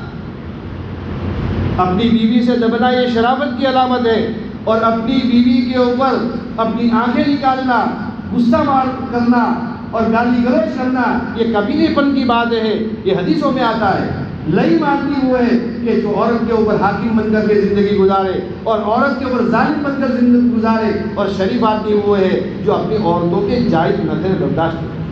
تو اللہ کے نبی نے ایک جملہ کہہ دیا، عاشروہن بالمعروف، ان کمزور بندیوں کے ساتھ بھلا معاملہ کرنا، یہ ہماری نصیحت ہے، یہ ہماری وصیت ہے، بھلا معاملہ کرنا۔ اب میرے دوستو ہم دیکھو ہمارا معاملہ اپنی عورتوں کے ساتھ بھلا ہے کہ نہیں؟ ہمارا معاملہ ہماری بہوؤں کے ساتھ اچھا ہے کہ نہیں؟ ہمارا معاملہ ہماری بیٹیوں کے ساتھ اچھا ہے کہ نہیں؟ ہمارا معاملہ ہمارے بیٹوں کے ساتھ اچھا ہے کہ نہیں؟ ہمارا معاملہ ہمارے پارٹنروں کے ساتھ اچھا ہے کہ نہیں؟ یہ قرآن کی ایک آیت ہے، لیکن قرآن کی ایک آیت کے اندر بہت سارے نقطے نکلتے ہیں۔ یہ ہے معاشرت میرے دوست۔ معاشرت کے معنی آتے ہیں ساتھ میں مل جل کر زندگی گزارنا۔ جب مل جل کر زندگی گزاریں گے تو کبھی ناچاکی بھی ہو جائے گی، کبھی آپس میں تو میں بھی ہو جائے گی، کبھی دل تھوڑا کھٹا بھی ہو جائے گا، ہوتا ہے، بشری تقاضا ہے۔ لیکن 3 دن سے زیادہ نہیں ہونے چاہیے۔ 3 دن کے اندر اندر سلام کلام جاری رہنا چاہیے۔ اگر بات مقاطعات رہی اور بات چیت بند رہی اور ایک دوسرے کے دلوں میں کینہ رہا اور اس حالت میں جو آدمی مر گیا فی النار، وہ جہنم میں جائے گا۔ آپس کے تعلقات کے توڑنے کی شریعت میں اجازت نہیں ہے۔ ایک مرتبہ حضرت حسین رضی اللہ تعالیٰ عنہ یا حسن رضی اللہ تعالیٰ عنہ اور حضرت عبداللہ بن جعفر، یہ دونوں چچیرے بھائی تھے۔ حضرت علی اور حضرت جعفر دو بھائی تھے، صحیح ہے نا؟ حضرت علی اور حضرت جعفر دو بھائی تھے، اور ان کے دونوں کے بیٹوں میں آپس میں، ان کے غلاموں میں آپس میں اختلاف ہوا۔ کیا ہوا آپس میں؟ لڑکوں میں اختلاف ہوتا ہے بھتیجوں میں، تو بھائیوں میں بھی اختلاف آتا ہے کہ نہیں آتا؟ لڑکوں میں اختلاف ہوتا ہے تو پارٹنروں میں بھی اختلاف ہوتا ہے کہ نہیں ہوتا؟ بعض مرتبہ بچوں میں لڑائی ہوتی ہے تو پڑوسیوں میں بھی لڑائی ہوتی ہے کہ نہیں ہوتی؟ تو اس طریقے سے ان کے غلاموں میں آپس میں لڑائی ہوئی، تو یہ اختلاف پہنچ گیا دونوں صحابی کے بیچ میں۔ حضرت حسین اور حضرت عبداللہ بن جعفر دونوں ناراض ہو گئے، مقاطعت بند ہو گئی، بات چیت بند ہو گئی۔ اللہ کے نبی کی حدیث ہے کہ اگر ترک کلام ہو گیا، قطع تعلق ہو گیا اور 3 دن سے زیادہ گزر گیا تو یہ حرام کام ہوگا، مرنے والا جہنم میں جائے گا۔ یہ اللہ کے نبی کی حدیث ہے۔ تو فکر پیدا ہوئی دونوں کو۔ حضرت عبداللہ بن جعفر رضی اللہ تعالیٰ عنہ نے رکا لکھا اپنے بھائی، چچیرے بھائی پر۔ اس پر لکھا رکا حضرت حسین رضی اللہ تعالیٰ عنہ پر، اور رکے میں لکھا اللہ کے نبی کے تم لاڈلے ہو، لاڈلے نوازے ہو، فاطمہ کے تم لال ہو، علی کے تم دلارے ہو، جنت کے جوانوں کے تم سردار ہو۔ یہ سارے فضائل تمہارے لیے ہے۔ میں چاہتا ہوں کہ بات شروع کرنے کی پہل بھی تم کرو تاکہ یہ فضیلت بھی تم کو مل جائے، اور اگر تم تیار نہیں ہو تو میں تمہارے کھانے پر آ کر، تمہارے چوکھٹ پر آ کر میں معافی مانگنے کے لیے تیار ہوں۔ یہ رکا لکھا، کس نے لکھا؟ عبداللہ بن جعفر نے۔ اس پر لکھا حضرت حسین رضی اللہ تعالیٰ عنہ یا حضرت حسن رضی اللہ تعالیٰ عنہ پر۔ مجھے شبہ ہے اس میں دونوں بھائیوں میں سے کوئی بھائی جب یہ غلام لے کر گیا رکا، تو حضرت حسین رضی اللہ تعالیٰ رکا پڑھا، آنکھوں میں آنسو آ گئے۔ نسبت یاد دلائی تھی، اللہ کے نبی کے لاڈلے نوازے تم ہو، فاطمہ کے دلارے ہو، علی کے آنکھوں کے تارے ہو، جنت کے جوانوں کے تم سردار ہو۔ ہم چاہتے ہیں کہ یہ بات کرنے کی فضیلت بھی پہلے تم کو حاصل ہو جائے۔ جب یہ رکا پڑا، اپنے غلام سے کہا کہ لاؤ چادر، اور چادر ڈالی اور کندھے پر، اور کہا کہ ہم جائیں گے عبداللہ بن جعفر کے مکان کے اوپر اور ہم اپنا معاملہ کلیئر کرتے ہیں۔ گئے، معاملہ صاف۔ یہ ایمان والوں کے حالات ہے میرے تو، یہ ہے معاشرت۔ ناچاکی ہونا یہ کوئی غلط بات نہیں ہے، لیکن ناچاکی ہو گئی، کچھ اختلاف ہو گیا، کچھ تو میں ہو گئی، اب اس کو دلوں میں رکھنا، حسد پیدا ہونا، کینہ رکھنا۔ ارے کینہ پرور کی تو مغفرت شب قدر میں بھی نہیں ہے، کینہ پرور کی مغفرت تو شب برات میں بھی نہیں ہے۔ یہ اللہ کے نبی نے فرمایا۔ ہوتا ہے آپس میں توڑ ہوتا ہے، کبھی کبھی ہو جاتا ہے معاملہ، لیکن دل صاف کر لے آدمی، معافی مانگ لے۔ معافی مانگنے میں آدمی کون سے چھوٹے باپ کا ہو جاتا ہے، بلکہ اللہ تعالیٰ اس کو بڑھاتے ہیں۔ یہ تھی معاشرت صحابہ کرام کی، یہ تھی معاشرت صحابہ کرام کی۔ آج لوگ صحابہ کرام کو بھی مطعون کرتے ہیں، ان کی برائیوں کو اچھالتے ہیں، وہ اپنے خاتمے کی خیر بنا لے۔ جو صحابہ کرام کے اوپر انگلی اٹھائے گا اس کا ایمان خطرے میں ہے۔ اللہ کے نبی نے فرمایا اللہ کی اصحابی لا تتخذوهم غرضا من بعدی، اللہ سے ڈرو میرے صحابہ کرام کے بارے میں، اللہ سے ڈرو میرے صحابہ کرام کے بارے میں، میرے بعد میرے صحابہ کرام کو برا بھلا مت کہنا۔ اگر ان کے درمیان میں جنگیں ہوئی ہے، اگر ان کے درمیان میں کچھ لوگ آپس میں مر گئے ہیں، شہید ہو گئے ہیں، تو یہ تو میرا معاملہ اور ان کا معاملہ ہے۔ قیامت کے دن پوری انسانیت کے سامنے میں ان کو معاف کر دوں گا اور دونوں جماعتوں کو میں جنت میں بھیج دوں گا۔ لیکن صحابہ کرام کے بارے میں انگلی اٹھانے والے، زبان درازی کرنے والے، ان کو پکڑ کر میں جہنم میں بھیجوں گا۔ صحابہ کرام کے بارے میں ذرا برابر بھی اگر کسی کے دل میں میل آ گیا تو اس کا ایمان خطرے میں ہے۔ ایک جماعت ہے جو صحابہ کرام کو برا بھلا کہتی ہے، میرے دوستوں ان کا ایمان خطرے میں ہے۔ ایمان والا صحابہ کرام کے بارے میں جن کی شہادت قرآن نے دی ہے، رضی اللہ عنہ و رضوا عنہ، قرآن نے کہہ دیا ہے کہ اس کے بارے میں 14ویں صدی کے مسلمان کو کچھ لب کشائی کرنے کی اجازت ہے۔ اس لیے صحابہ کرام کی یہ حالت، معاشرت ان کی یہ تھی۔ ایک دوسرا واقعہ بتا دوں میں، صحابہ کرام کتنے بڑے لوگ تھے۔ ایک صحابی گزرے ہیں جریر ابن عبداللہ بجلی رضی اللہ تعالیٰ عنہ، انہوں نے اپنے غلام کو بھیجا کہ بازار میں جاؤ اور گھوڑا خرید کر کے لاؤ، گھوڑے کی قیمت کر کے لاؤ، قیمت میں دے دوں گا۔ وہ گئے، بازار میں گئے، ایک گھوڑے والا بیچ رہا تھا، گھوڑے کی قیمت تھی 300 روپے میں دینے کے لیے تیار ہو گیا۔ اب یہ دینے کے لیے 300 میں تیار ہو گئے، دونوں آدمی آئے، خریدنے والا جو غلام تھا اور بیچنے والا جو مالک تھا گھوڑے کا، وہ دونوں آئے عبداللہ ابن جریر ابن عبداللہ بجری کے پاس اور اپنے آقا سے کہا کہ حضرت میں نے 300 روپے میں معاملہ کر لیا ہے، آپ 300 درہم دے دیجیے اور گھوڑا قبضے میں لے لیجیے۔ تو حضرت جریر ابن عبداللہ نے اس گھوڑے والے سے کہا، گھوڑے کو دیکھ کر کے، کہ اللہ کے بندے تمہارا گھوڑا 400 روپے کا معلوم ہوتا ہے، تو اگر میں تم کو گھوڑے کے عوض میں 400 روپے دوں تو گھوڑے والا منع کرے گا کہ نہیں؟ کیا کہے گا؟ حضرت آپ کی مرضی۔ پھر کہا کہ اچھا 400 بھی کم معلوم ہوتے ہیں، مجھے تو ایسا لگتا ہے کہ تمہارا گھوڑا 500 روپے کا ہے۔ کہا کہ آپ کی مرضی۔ یوں کرتے کرتے حضرت جریر ابن عبداللہ نے اس گھوڑے کے مالک کو 800 روپے دے دیے، 800 درہم دے دیے، یا جو بھی اس وقت چلتا ہو دینار دے دیے، اور گھوڑا لے لیا اور وہ آدمی بغل بجاتا ہوا روانہ ہو گیا۔ اب یہ آج کی دنیا تو یہ سمجھے گی کہ انہوں نے گاڑ پڑ دیا اور انہوں نے نانا نہیں، آج کی دنیا تو یہ سمجھے گی۔ تو لوگوں نے کہا کہ حضرت آپ صحابی رسول ہیں، 300 روپے میں یہ دینے کے لیے تیار تھا، تو آپ 300 روپے دے دیتے اور گھوڑا دے دیتے، 500 روپے آپ نے زیادہ کیوں دے دیے؟ تو انہوں نے جو جواب دیا، وہ جواب مجھے اور آپ کو اپنے دلوں پر درش کرنے کی ضرورت ہے۔ کیا جواب دیا؟ بایعت رسول اللہ صلی اللہ علیہ وسلم علی النصح لکل مسلم، میں نے اللہ کے نبی کے ہاتھ میں اپنا ہاتھ دیا اس شرط پر کہ ہر مسلمان کے ساتھ میں خیر خواہی کروں گا، ہر مسلمان کے ساتھ میں خیر خواہی کروں گا۔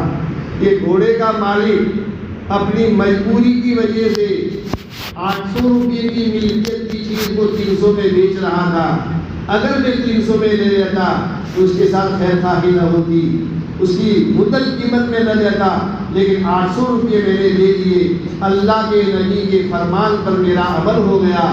500 روپے کی کوئی حیثیت میرے نزدیک نہیں ہے، اللہ کے نبی کے فرمان پر عمل ہو گیا، یہ میرے لیے بڑی بات ہے۔ ان کی زندگی میں برکت ہوگی کہ نہیں ہوگی؟ یہ ہے مسلمانوں کے ساتھ خیر خواہی، یہ ہے مسلمانوں کے ساتھ خیر خواہی۔ آج میرے دوستوں ہمارا معاشرہ کیا ہے؟ ہمارا معاشرہ کیا ہے؟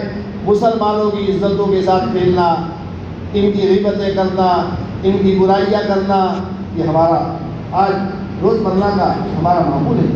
اللہ کے نبی فرماتے ہیں علیہ الصلاۃ والسلام، کل المسلم علی المسلم حرام دمہ ومالہ وعرضہ او کما قال علیہ الصلاۃ والسلام، ہر مسلمان کا مسلمان کے اوپر حرام ہے، اس کا خون بہانا بھی حرام ہے، اس کا مال بغیر رضامندی کے کھانا بھی حرام ہے، اور اس کی آبرو ریزی کرنا بھی حرام ہے۔ اگر ہم کسی کی غیبت کر رہے ہیں، ایک آدمی کی برائی ہمارے سامنے آئی، ہم نے 5 آدمیوں کے سامنے برائی بیان کی، تو میرے دوستوں کہ اس کی آبرو ریزی ہوئی کہ نہیں ہوئی؟ کسی کی بیٹی کا کوئی مسئلہ ہوا، کسی کے بچے کا کوئی مسئلہ ہوا، کیا میری بیٹی کا معاملہ ہوتا تو میں یہ چاہتا کہ بازار میں اس کا چرچا ہو؟ اگر میرے کسی مسلمان بھائی کی بیٹی کا کوئی مسئلہ ہو گیا میرے مسلمان بھائی کے بیٹے کا کوئی مسئلہ ہو گیا، کیا ہم یہ چاہتے ہیں کہ اس کی برائی ہو؟ ایک مولانا الیاس صاحب بھٹکل کے بڑے آدمی ہیں، یہ رسالے بھی نکلتے ہیں، انہوں نے 2 واقعے لکھے ہیں اپنی کتاب کے اندر کہ ایک لڑکی کسی غیر کے ساتھ چلی گئی، ایک اچھے خاصے داڑھی والے نمازی نہ معلوم تہجد گزار بھی ہو، انہوں نے اس کو بہت برا بھلا کہا، لعن طعن کیا، شرم نہیں آتی، اپنی بچیوں پر تم لوگ نظر نہیں رکھتے، بے شرم ہو، غیرت کہاں چلی گئی تمہاری، ان کو لاچار کیا، بدنام کیا اس آدمی کو۔ اب وہ بچی چلی گئی بہرحال، اب لاچار کرنے سے کیا فائدہ، اس کے آبرو پر پردہ ڈالنا چاہیے، اس کی عزت کو بچانا چاہیے، تنہائی میں جا کر سمجھانا چاہیے۔ لوگوں کے درمیان میں اس کو بے آبرو کر دیا، جو نہیں جانتے تھے وہ بھی جاننے لگے کہ فلاں صاحب کی بیٹی چلی گئی دوسرے کے ساتھ۔ میرے دوستو، اس باپ کے دل پر کیا گزرا ہوگا؟ کیا اس طریقے سے مسلمانوں کا معاشرہ ایسا ہے کہ ایسے لوگوں کو لاچار کیا جائے؟ تنہائی میں ان کو سمجھانا چاہیے۔ مولانا الیاس صاحب بھٹکلی لکھتے ہیں، تھوڑے دن ہوئے، زیادہ مہینے نہیں گزرے تھے، ان کا بیٹا کسی کالج کے اندر پڑھتا تھا، یہ کسی غیر مسلم لڑکی کو لے کر بھاگ گئے۔ اب ان کا چہرہ نہیں تھا کہ وہ مسجد میں آوے، مولانا لکھتے ہیں پہلے بد کرداروں کیا بدلا، سالوں کے بعد ملا کرتا تھا، اب زمانہ ایڈوانس ہو گیا ہے، زمانہ تیز ہو گیا ہے، اب تو دنوں میں اور منٹوں کے اندر بدلہ مل جایا کرتا ہے، برائیوں کا بدلہ بھی ملتا ہے اور نیکیوں کا بدلہ بھی ملتا ہے۔ اس لیے میرے دوستو، اللہ کے نبی فرماتے ہیں ہر مسلمان کے اوپر حرام ہے اپنے بھائی کی آبرو کو بہانا، اپنے بھائی کے مال کو کھانا، اپنے بھائی کے خون کو بہانا۔ مسلمان کی پردہ پوشی کرنی چاہیے۔ اللہ کے نبی فرماتے ہیں مسلمان کا جو آدمی پردہ پوشی کرے گا، قیامت کے دن پوری انسانیت کے سامنے اس کے عیبوں پر پردہ ڈال دیا جائے گا۔ اللہ پاک تنہائی میں بلائیں گے، کہیں گے تم نے یہ نہیں کیا تھا، تم نے یہ نہیں کیا تھا، تم نے یہ نہیں کیا تھا۔ بندہ کہے گا اللہ تعالیٰ کیا تھا میں نے، لیکن تمہیں دنیا میں پردہ پوشی فرمائی۔ اللہ فرمائیں گے تو نے ہمارے بندوں کے ساتھ پردہ پوشی فرمائی تھی، آج تیرے سارے عیوب کی میں پردہ پوشی کر رہا ہوں اور معاف کر رہا ہوں اور ہمیشہ کے لیے تیرے لیے جنت کا فیصلہ کر رہا ہوں۔ یہ ہے میرے دوستوں معاشرت۔ اور معاشرت کے بارے میں دوسرا واقعہ بیان کرنے جاؤں گا، دیر ہو جائے گی۔ معاشرت کا مطلب مجدد ملت حضرت تھانوی رحمۃ اللہ علیہ فرماتے ہیں معاشرت کے معنی آتے ہیں ایک دوسرے کے ساتھ رہن سہن۔ آدمی پڑوس کے ساتھ رہتا ہے، ایک دوسرے کے پڑوسی کے ساتھ بھی رہتا ہے کہ نہیں رہتا؟ اللہ کے نبی فرماتے ہیں وہ آدمی ایمان والا نہیں، وہ آدمی ایمان والا نہیں، وہ آدمی ایمان والا نہیں جس کا پڑوسی اس کی تکلیفوں سے محفوظ نہیں۔ 3 مرتبہ فرمایا اللہ کے نبی، پڑوسی کو آدمی تکلیف پہنچاتا ہے، اس کا کوئی چہرے پر جو بھی نہیں رہتی۔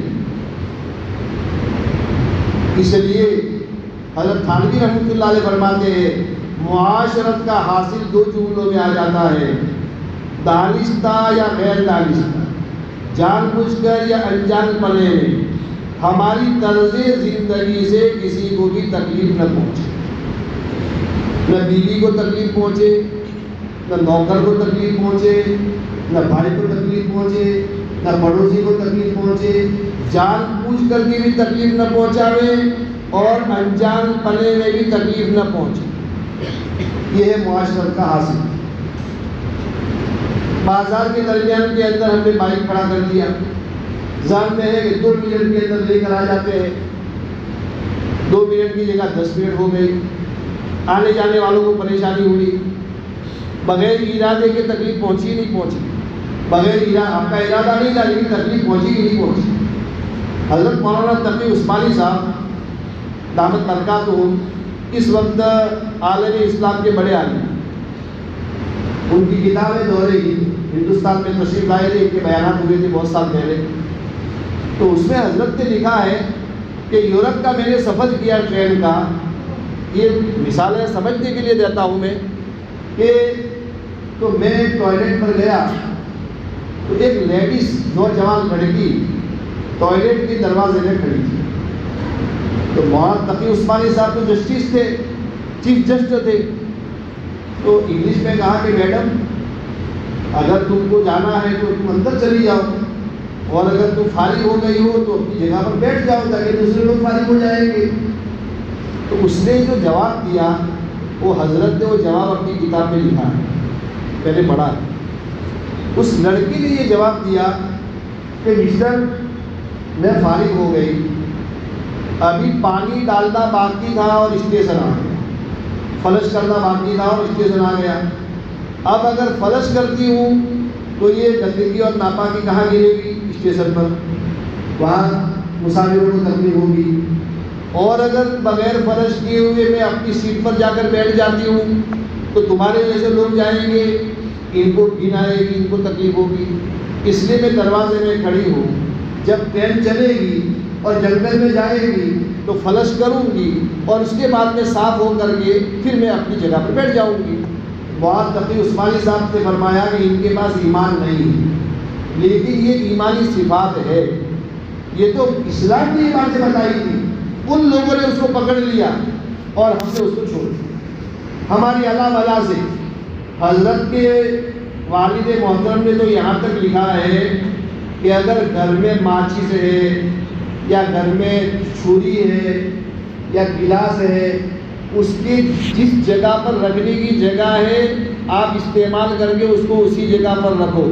اگر آپ نے وہاں نہیں رکھا، دوسرے کمرے میں جا کر رکھ دیا تو پھر گھر والوں کو پریشانی ہوگی کہ نہیں ہوگی؟ بر وقت ماچس نہیں ملی، بر وقت چھری نہیں ملی، تو یہ بھی گناہ کبیرہ ہے. یہ مولانا تقی عثمانی صاحب نے لکھا ہے کہ یہ بھی گناہ کبیرہ ہے. اپنے گھر میں ایسی زندگی گزارو کہ جس کی وجہ سے ہماری بہو کو بھی تکلیف نہ ہو.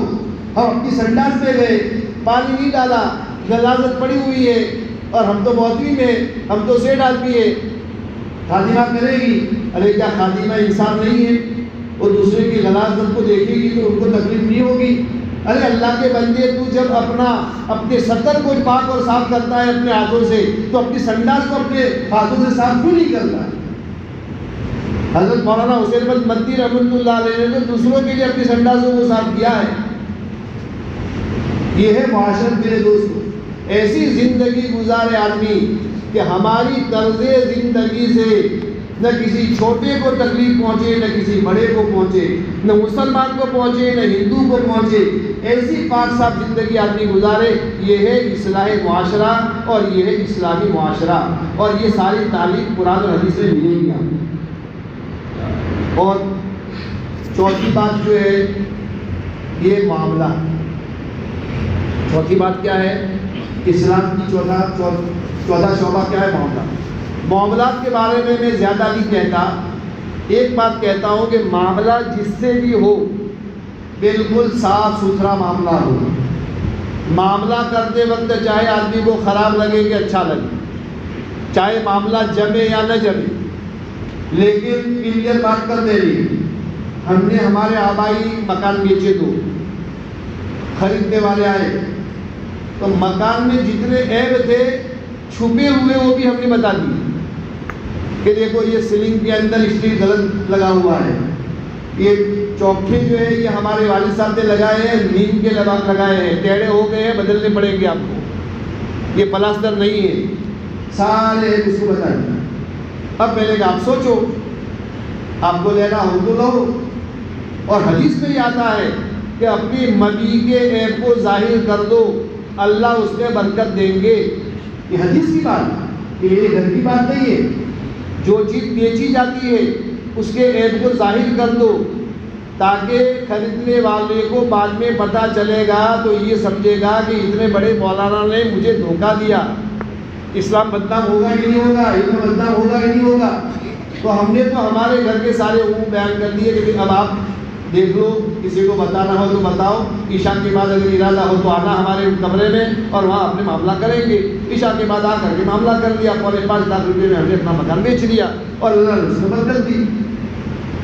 تو یہ معاملات کے بارے میں حضرت تھانوی رحمۃ اللہ علیہ فرماتے ہیں کہ معاملہ کرتے وقت آدمی کلیئر کرے، لکھان پٹی بھی کر دے۔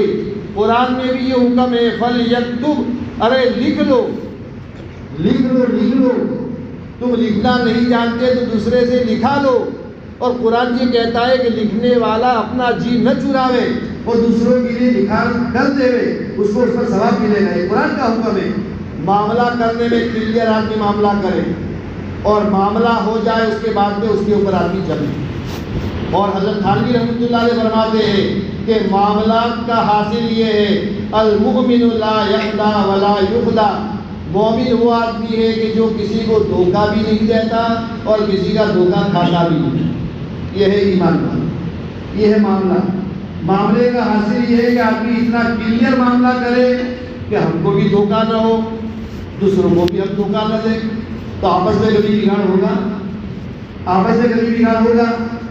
آج کل کی ہوشیاری تو یہ ہے کسی طریقے سے سامان جو ہے کسی کے گلے کے ہاتھ کسی کے گلے میں پہرا دو، بعد میں اس کو پتہ چلے اس کا جو ہونا وہ ہوئے، اپنی بلا سے اپنے پاس تو مڑی آ گئی نا۔ تو معاملات کے بارے میں میرے دوستو، کل قیامت کے دن لوگ آئیں گے، حجوں کا ثواب لے کر آئیں گے، عمروں کا ثواب لے کر آئیں گے، صدقات خیرات لے کر آئیں گے، مسجدیں بنانے کا ثواب لے کر آئیں گے، لیکن حقوق والے آئیں گے اور حق والے ان کے سارے ثوابات کو لے جائیں گے۔ اس کے باوجود کہ حقوق والے باقی رہیں گے، پھر ان کے گناہوں کے پوٹلے اور ان کے گناہوں کے انبار ان عبادت گزاروں کے سروں پر ڈالا جائے گا، اور ان گناہوں کے ساتھ ان کو جہنم میں ڈالا جائے گا۔ خالی عبادتیں کافی نہیں ہوگی، عبادتوں کو معاملات اور معاشرت کا بگاڑ کھا جائے گا۔ ہماری عبادتوں کو، ہماری نفلی روزوں کو، ہماری نفلی عبادتوں کو، ہمارے نفلی حجوں کو، ہمارے نفلی عمروں کو یہ معاملات کا بگاڑ کھا جائے گا، اور قیامت کے دن آدمی کنگال کھڑا رہ جائے گا، اور کوئی اس کے بعد نیکی نہیں ہوگی، اور اسی حالت میں آدمی کو جہنم میں ڈالا جائے گا۔ اس لیے معاملہ اپنے باپ سے بھی آدمی معاملہ کرے تو کلیئر کرے، اپنے بھائی سے معاملہ کرے تو کلیئر کرے، لکھان پٹی کر دے، تو گواہوں کو ساتھ میں رکھ دے تاکہ بعد میں کوئی دل شکنی کی بات نہ ہو۔ یہ ہے معاملات کا حاصل۔ یہ بزرگوں نے لکھا ہے، حضرت تھانوی رحمۃ اللہ علیہ نے لکھا ہے کہ معاملات کا حاصل یہ ہے کہ آدمی کسی کو دھوکہ بھی نہ دے اور کسی کا دھوکہ نہ کھائے۔ آج لوگ کتنا دھوکہ کھاتے ہیں، لالچ میں آ کر کتنا لوگ دھوکہ کھاتے ہیں، کھاتے نہیں کھاتے۔ ہمارے علاقے میں تو واقعات بہت ہمارے سامنے ہیں، آپ کے حالات ہم کو معلوم نہیں ہے۔ یہ کیا لالچ بہت جلدی مالدار ہو جاؤ اور اسی میں آدمی پھنس جاتا ہے، لاکھوں روپئے کا غبن ہو جاتا ہے آدمی کو۔ اس لیے آدمی سوچ سمجھ کر کے معاملات کرے۔ تیسرا شعبہ میرے دوستو اخلاق کا ہے۔ دین اسلام کا تیسرا شعبہ اخلاق ہے۔ اخلاق کے معنی مولانا محمد عمر صاحب رحمۃ اللہ علیہ فرماتے تھے، اپنے مال سے، اپنی جان سے، اپنی صلاحیت سے، اپنے وقت سے لوگوں کو نفع پہنچانا۔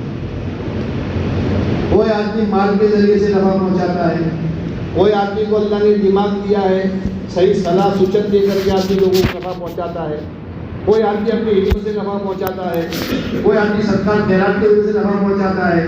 یہ مولانا محمد صاحب رحمۃ اللہ علیہ فرماتے ہیں۔ عبداللہ ابن مبارک رحمۃ اللہ علیہ بہت بڑے محدث گزرے، امام بخاری رحمۃ اللہ علیہ کے بھی استاد کے استاد گزرے۔ انہوں نے اخلاق کے 3 معنی بتائے، 3 تفسیر بتائی ہے، ترمذی شریف کے اندر مذکور ہے۔ پہلا تو اخلاق کا درجہ ہے مذکور وجہ، ہر ایمان والے کے سامنے خندہ پیشانی سے پیش آنا، ہنستے ہوئے چہرے سے پیش آنا، یہ اخلاق کا پہلا درجہ ہے۔ اخلاق کا پہلا درجہ کیا ہے؟ آدمی ہنستا ہوا پیش آ رہا، ایسی ملاقات کر رہا ہے کہ گویا کہ نیبو کھا کر آیا ہے، سامنے والے کے دل میں ٹھیس لگے کہ نہیں لگے کہ نہ معلوم حضرت کچھ ناراض ہے کہ کیا ہے، منہ بگڑا ہوا ہے کیا۔ ارے اللہ کے بندے، اللہ کے نبی فرماتے ہیں کہ خندہ پیشانی سے پیش آنا یہ صدقہ ہے۔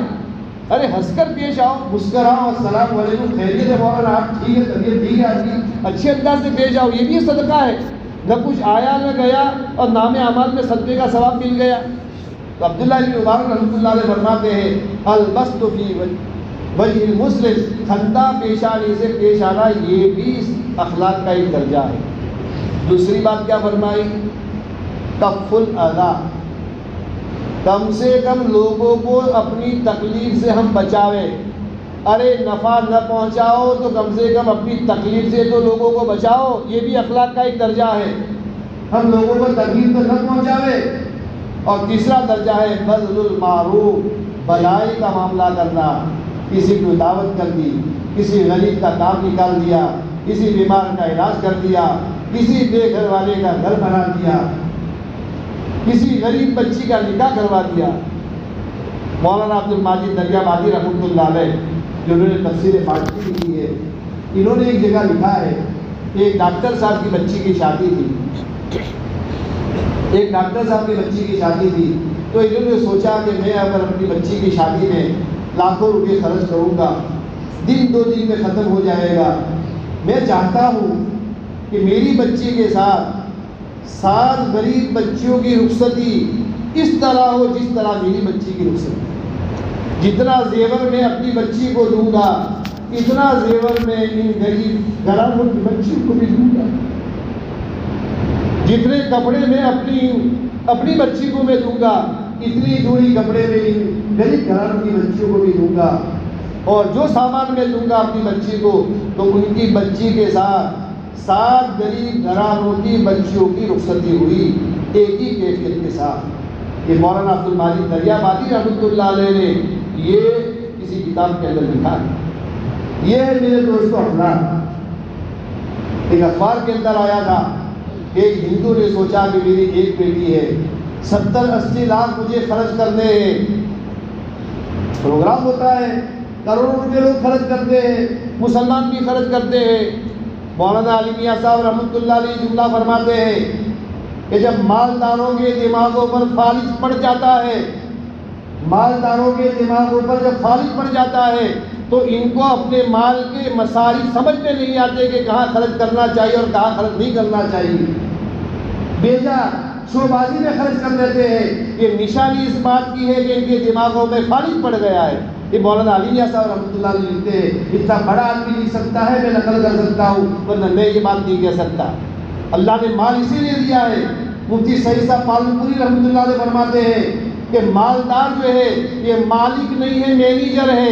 قیامت کے دن ان مالدار جو مینیجروں سے اللہ تعالیٰ حساب لے گا۔ یہ مالدار مالک نہیں ہے، یہ مالدار مینیجر ہے۔ جیسے سیٹ مینیجروں سے حساب لیتا ہے، قیامت کے دن رب العزت بھی مالداروں سے حساب لے گا کہ کہاں سے کمایا تھا اور کہاں خرچ کیا۔ قیامت کے دن اللہ کے سامنے حساب دینا پڑے گا ایک ایک پائی کا۔ ہم اپنی بچیوں کے شادیوں میں آزاد نہیں ہیں، اپنے ولیموں میں آزاد نہیں ہیں، ہال میں لاکھوں روپے خرچ کرتے ہیں لوگ اپنے نام نمود کے لیے کہ اللہ کے وہاں سامنے کھڑا نہیں ہونا۔ وَنَزَعُ الْمَوَازِينَ الْقِسْطَ لِيَوْمِ الْقِيَامَةِ فَلَا تُظْلَمُ نَفْسٌ شَيْئًا۔ قیامت کے دن اللہ فرماتے ہیں قیامت کے دن انصاف کا ترازو قائم کریں گے اور ہم انصاف پوری انسانیت کے سامنے کریں گے کہ تم نے کیا غلط کیا اور کیا صحیح کیا۔ تو وہ ہندو نے اپنی برادری والوں کو جمع کیا اور جمع کر کے کہا کہ میری ایک بیٹی ہے، میں نے 70-80 لاکھ روپے سوچے ہیں کہ میں اپنی بچی پر لگا۔ دنیا لگاتی ہے، دنیا لگاتی ہے، لیکن یہ 70-80 لاکھ روپے 2-3 دن کا تماشا ہوگا اور 2-3 دن میں ختم ہو جائے گا۔ میں چاہتا ہوں اگر تمہاری رائے مل جائے، جو سمجھدار آدمی ہوگا خاندان کے لوگوں کو ہم خیال کرنا بھی ضروری ہے، ورنہ وہیں پر اختلاف شروع ہو جائے گا۔ اگر تمہاری سمجھ میں آئے تو میرے ذہن میں بات یہ آئی ہے کہ اپنی بچی کا نکاح تو سادہ کر دوں میں 5 لاکھ میں، اور 70 لوگوں کے 1-1 لاکھ کے مکانات بنا کر دے دیں۔ کتنے لوگوں کے؟ 70 لوگوں کے، 70 چنانچہ اس نے 5-10 لاکھ میں اپنی بچی کی شادی کر دی اور 3 کے 70 مکانات بنائے۔ مکانات 1-1 لاکھ روپے میں بن گئے اور ہر غریب کے ہاتھ میں اس کی چابی اور تالا بھی۔ ایک غیر مسلم کا واقعہ ہی آیا۔ میرے دوستو یہ ہے اسلامی تعلیم، لیکن مسلمانوں نے اس کو چھوڑ دیا، غیروں نے اس کو اپنایا۔ غریبوں کے ساتھ ہمدردی کرنا، مولانا عمر صاحب رحمۃ اللہ علیہ فرماتے تھے کسی غریب بیمار کا علاج کروا دو، کسی غریب کے گھرانے میں راشن پانی بھر دو، کسی غریب کی انتڑی کی دعا تم لے لو، تمہاری ساتھ ساتھ پشتوں کے لیے اللہ تعالیٰ روزی کا دروازہ کھول دے۔ کسی یتیم کے ہاتھ پر ہاتھ پھیر دینا، یتیم بچے پر ہاتھ پھیر دینا، میرے دوستو اللہ کی رحمت جوش میں آ جاتی ہے۔ یہ ہے اخلاق۔ لیکن آج میرے دوستو اپنا بھتیجا اگر غریب ہے اور اس کے پاس مکان نہیں ہے تو ہم 50 لاکھ کے بنگلے میں رہتے ہیں، 5 لاکھ کا ایک مکان ہم اپنے بھتیجے کو بنا کر نہیں دے سکتے۔ صحیح کہتا ہوں کہ غلط کہتا ہوں؟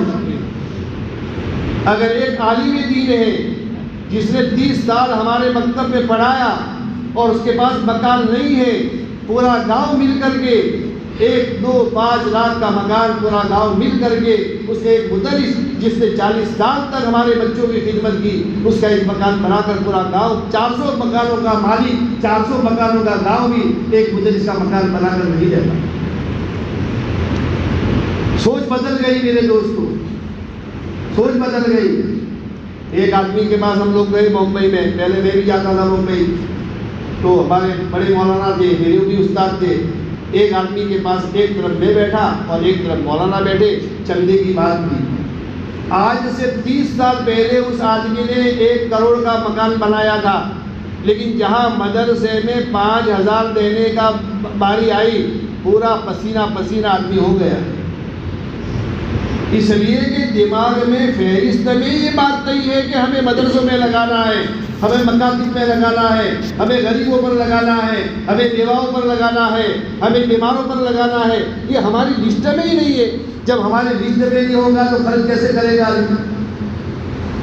اس لیے میرے دوستو یہ ہے معاشرت اسلامی، اور یہ ہے معاملات اسلامی، اور یہ اخلاق۔ یہ 5 شعبے جب آدمی کے پورے ہوں گے، اس کے بعد یہ کہا جائے گا کہ یہ آدمی دیندار ہے۔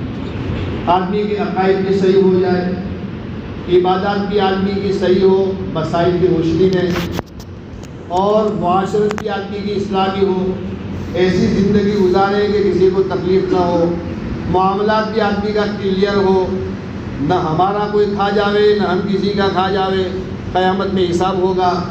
اور ہمارے اخلاق جو ہے یہ بہت بلند ہونے چاہیے۔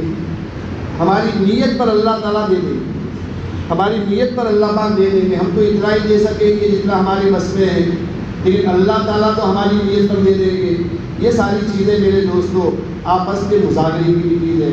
بڑی خوشی ہوئی کہ آپ کے وہاں ماشاءاللہ جمعیت کے پلیٹ فارم سے رفائی کام بھی ہوتا ہے، کچھ بیواؤں کے وہاں پر وظیفہ بھی پہنچایا جاتا ہے، غریبوں کے گھر میں راشن پانی بھی دیا جاتا ہے۔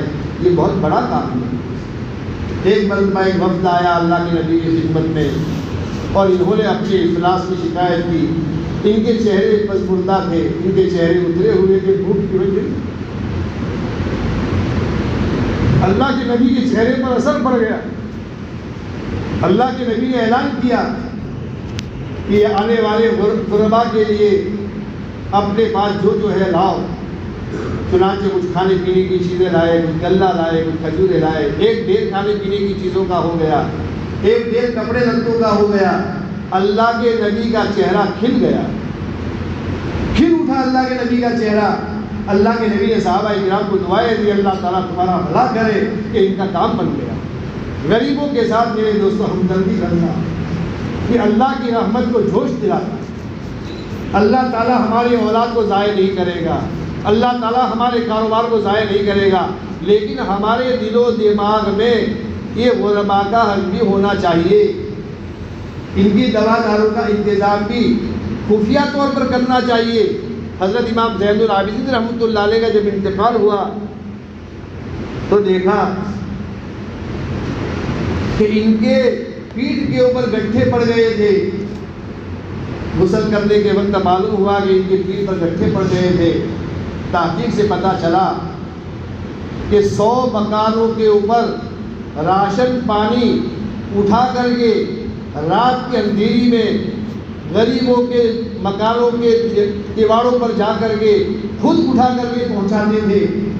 جب ان کا انتقال ہوا ایک ساتھ 100 گھرانوں کے اوپر فاقے آئے، اور امام زین العابدین رحمۃ اللہ علیہ جن کا بڑا مقام تھا، خاندان نبوت کے چشم و چراغ تھے، لیکن وہ اپنی پیٹھ کے اوپر غلہ پانی اٹھا کر کے غریبوں کے اور بیواؤں کے مکانوں پر جا کر کے غلہ پانی دیتے۔ یہ ہمارے اسلاف اور اجداد تھے۔ ہم کیا ہیں میرے دوستو؟ اللہ تعالیٰ ان باتوں پر مجھے بھی عمل کرنے کی توفیق عطا فرمائے اور آپ کو بھی عمل کرنے کی توفیق عطا فرمائے۔ وآخر دعوانا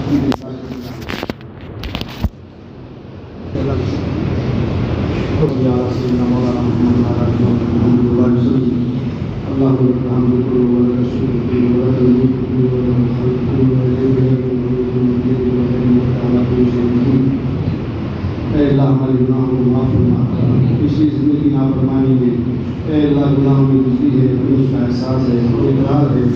اے اللہ اقراری مجلس کے دربار میں مغفرت کی بھیک مانگنے کے لیے آئے ہیں۔ اے اللہ پچھلی زندگی کو معاف فرما، پچھلی زندگی کو معاف فرما، کمی کوتاہی کو معاف فرما، آئندہ اپنی مرضیات کو چلنے کی توفیق نصیب فرما۔ اے اللہ سو کے قاتل کو بھی تو نے معاف کیا، اے اللہ وحشی کو بھی تو نے معاف کیا، اے اللہ ہم نے سوکا کو قتل نہیں کیا۔ یقیناً ہم بڑے مجرم اور پاپی ہیں، لیکن نادم بن کر شرمندہ بن کر میرے دربار میں مغفرت کی بھیک مانگنے کے لیے آئے ہیں۔ اے اللہ ہمیں معافی عطا فرما، ہمارے اس بڑے مجرم کو معافی عطا فرما۔ اے اللہ مغفرت، اے اللہ اپنی پوری نصیب فرما اور اپنی مرضیات پر چلنے کی توفیق نصیب فرما۔ اے اللہ کوئی جو ضرورتیں جن کے دلوں میں ہے، اے اللہ محض اپنے فضل و کرم سے ضرورت و غیر سے قبول فرما۔ اے اللہ ظاہر باطنی ضروریات غیر سے قبول فرما۔ اے خالق تو ہمیں مخلوق کا محتاج نہ بنا، اے خالق تو ہمیں مخلوق کا محتاج نہ بنا، اے خالق تو ہمیں مخلوق کا محتاج نہ بنا۔ اے اللہ ہم تو ضعیف اور کمزور ہیں، اے اللہ آپ کی مدد کے محتاج ہے، آپ کی روزی کے محتاج ہے، اے اللہ آپ کی نصرت کے محتاج ہے۔ قدم قدم پر ہماری نصرت فرما، ہماری مدد فرما۔ اے اللہ جو بھی جوڑے ان کو جوڑ، اے اللہ ایک جوڑا نصیب فرما۔ جو اولاد ہے اے اللہ ان کو نیک اولاد نصیب فرما۔ اے اللہ جن کی اولاد نافرمان ہے ان کی اولاد کو فرمانبردار بنا دے۔ اے اللہ جو جو ضرورتیں اپنے دلوں کے لیے ہوئے ہیں غیر سے کی ضرورت کو غیر سے قبول فرما۔ اے اللہ ہماری دنیا بھی بہتر بنا، ہماری آخرت بھی بنا۔ اے اللہ موت کا مسئلہ آسان فرما۔ اے اللہ اپنی مرضی والی موت اپنے وقت پر تو نصیب فرما۔ اے اللہ کرنے والی موت ہمیں نصیب فرما۔ سنت رسول پر ہمارا خاتمہ مقدر فرما، سنت رسول پر ہمارا خاتمہ مقدر فرما۔ اے اللہ قبر کا مسئلہ آسان فرما، حشر کا معاملہ آسان فرما، خلاف کا معاملہ آسان فرما۔ نبی کریم صلی اللہ علیہ وسلم کے صدقے کی خیر سے اے اللہ آپ کے رستے مبارک سے ہمیں جامع محمد سے نصیب فرما۔ اے اللہ سرکار دو عالم صلی اللہ علیہ وسلم کی شفاعت کبریٰ بھی نصیب فرما، شفاعت صغریٰ بھی نصیب فرما۔ اے اللہ جنت الفردوس کا اے اللہ اعلیٰ مقام کو ہمیں نصیب فرما۔ ربنا تقبل منا انک انت السمیع العلیم وتب علینا انک التواب الرحیم برحمتک یا ارحم الراحمین صلی اللہ علیہ وسلم۔